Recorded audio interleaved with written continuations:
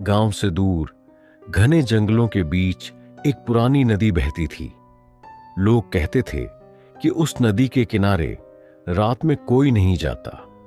कारण था यक्षिणी। बुजुर्ग बताते थे कि यक्षिणी एक सुंदर स्त्री के रूप में दिखती है। उसकी आंखें लाल अंगारों की तरह चमकती हैं और उसकी हंसी से पूरा जंगल कांप उठता है।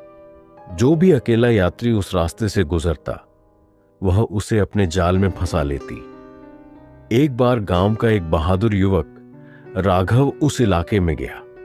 लोग उसे रोकते रहे पर उसने हंसकर कहा, अरे यह सब अंधविश्वास है, कोई यक्षिणी उक्षिणी नहीं होती।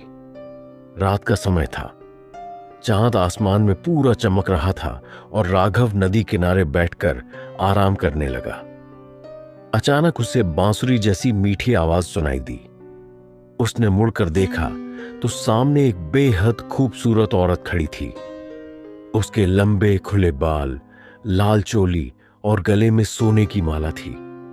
उसकी मुस्कान में अजीब सी खिंचाव था। कौन हो तुम? राघव ने पूछा।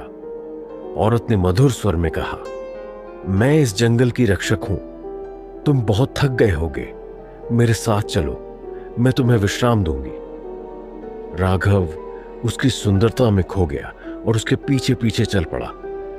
पर जैसे जैसे वह औरत जंगल के भीतर जाती, वातावरण और डरावना होता गया। पेड़ मानो फुसफुसाने लगे, ठंडी हवाएं कानों में चीख सी मारने लगी। राघव ने धीरे से देखा, औरत के पैर उल्टे थे। उसका दिल जोर जोर से धड़कने लगा। उसने भागने की कोशिश की पर औरत ने उसका हाथ कसकर पकड़ लिया।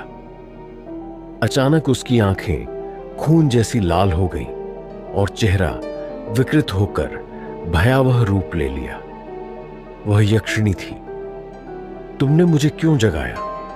अब तुम कभी इस जंगल से नहीं निकल पाओगे, उसने चिल्लाते हुए कहा। राघव चीखने लगा। उसकी चीख रात भर जंगल में गूंजती रही। सुबह जब गांव के लोग खोजने पहुंचे तो उन्हें सिर्फ नदी किनारे राघव की टूटी हुई चप्पल और खून से भीगा हुआ पत्थर मिला।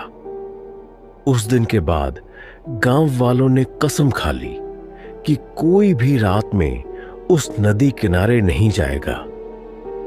आज भी लोग कहते हैं कि अमावस्या की रात नदी के उस पार से किसी औरत की हंसी और पायल की छनक सुनाई देती है।